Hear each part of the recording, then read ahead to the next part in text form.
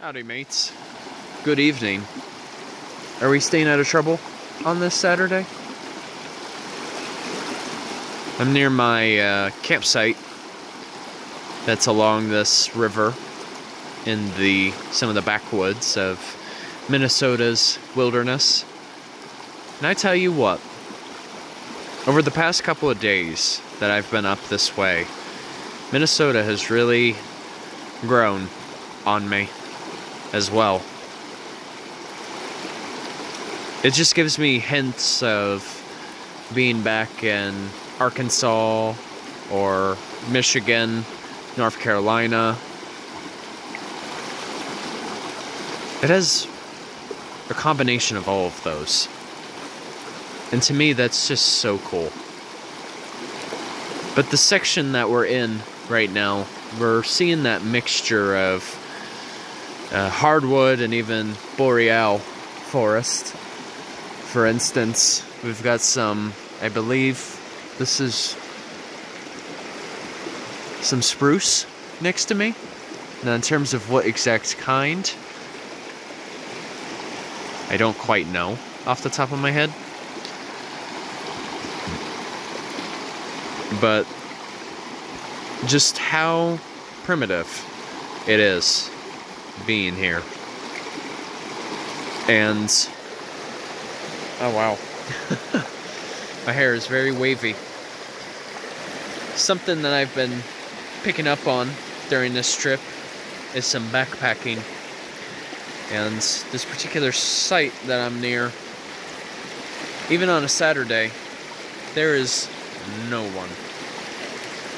And I could not be more grateful for that. But of course, there comes no amenities either. But a lot of the campsites along Superior Hiking Trail, they don't provide you a charge whatsoever.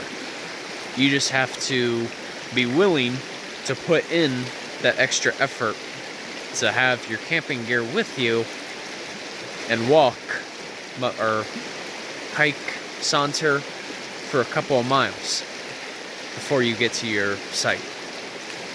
And quite frankly, for me, it's been absolutely worth it. Because otherwise, if I was at a regular campground with amenities, I wouldn't have this level of privacy that I am having. And so I'm just very grateful for that opportunity. So, something I didn't quite mention yet in any of my films is some of the cultural history of this area.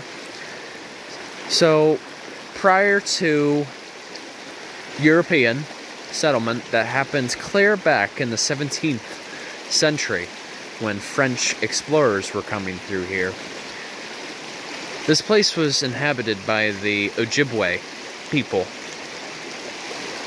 And they were a known indigenous community that resided pretty much around the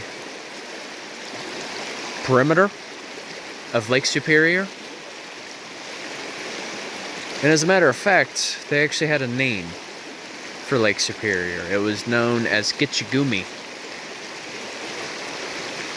And they knew these lands very well. But even prior to the Ojibwe residing here, we had another group that was called the Dakota. Not Lakota, Dakota.